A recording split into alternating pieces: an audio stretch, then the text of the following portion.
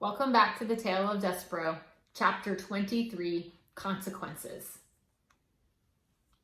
There were, of course, dire consequences of Despereaux's behavior. Every action, reader, no matter how small, has a consequence. For instance, the young Despereaux gnawed on Gregory the jailer's rope, and because he gnawed on the rope, a match was lit in his face. And because a match was lit in his face, his soul was set afire. The rat's soul was set afire. Because of this, he journeyed upstairs, seeking the light. Upstairs in the banquet hall, the Princess Peace spotted him and called out the word rat. And because of this, Despereaux fell into the queen's soup. And because the rat fell into the queen's soup, the queen died. You can see, can't you, how everything is related to everything else? You can see quite clearly how every action has a consequence. For instance, if, reader, you will indulge me and allow me to continue this meditation on consequences, because the queen died while eating soup, the heartbroken king outlawed soup. And because soup was outlawed, so were all the instruments involved in making and eating soup. Soups, spoons, and bowls and kettles. These things were collected from all the people of the kingdom of Dor, and they were piled into the dungeon. Do you remember the pile? And because Despereaux was dazzled by the light of one match and journeyed upstairs and fell into the queen's soup and the queen died, the king ordered the death of every rat in the land. The king's men went bravely into the dungeon to kill the rats. But the thing about killing a rat is that you must first find a rat.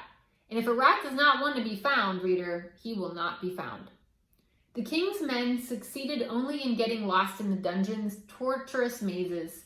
Some of them, in fact, did not ever find their way out again and died there in the dark heart of the castle.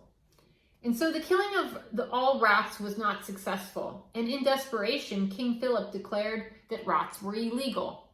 He declared them outlaws. This, of course, was a ridiculous law, as rats are outlaws to begin with. How can you outlaw an outlaw? It is a waste of time and energy, but still, the king officially decreed that all rats in the kingdom of Dor were outlaws and should be treated as such.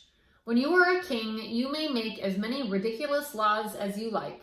That is what being a king is all about. But reader, we must not forget that King Philip loved the queen and that without her he was lost. This is the danger of loving. No matter how powerful you are, no matter how many kingdoms you rule, you cannot stop those you love from dying. Making soup illegal, outlawing rats, these things soothed the poor king's heart, and so we must forgive him. And what of the outlawed rats? What of one outlawed rat in particular? What of Despereaux? In the darkness of the dungeon, he sat in his nest with the spoon atop his head. He set to work fashioning for himself a kingly cape made out of the scrap of red tablecloth.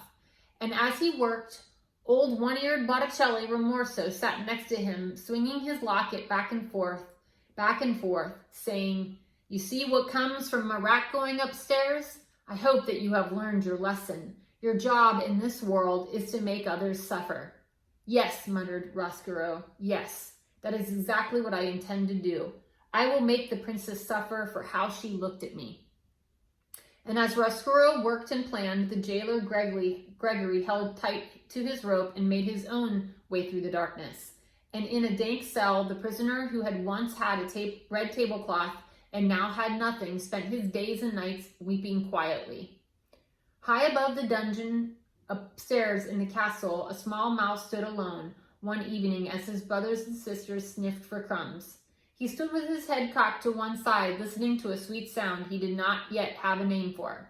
There would be consequences of the mouse's love for music.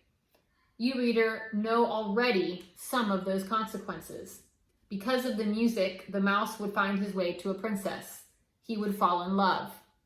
And speaking of consequences, the same evening that Despereaux stood inside the castle, hearing music for the first time, outside the castle, in the gloom of dusk, more consequences drew near. A wagon driven by a king's soldier and piled high with spoons and bowls and kettles was making its way to the castle. And beside the soldier there sat a young girl with ears that looked like nothing so much as pieces of cauliflower stuck on the side of her head. The girl's name reader was Miggery Sow, and though she did not yet know it, she would be instrumental in helping the rat work his revenge.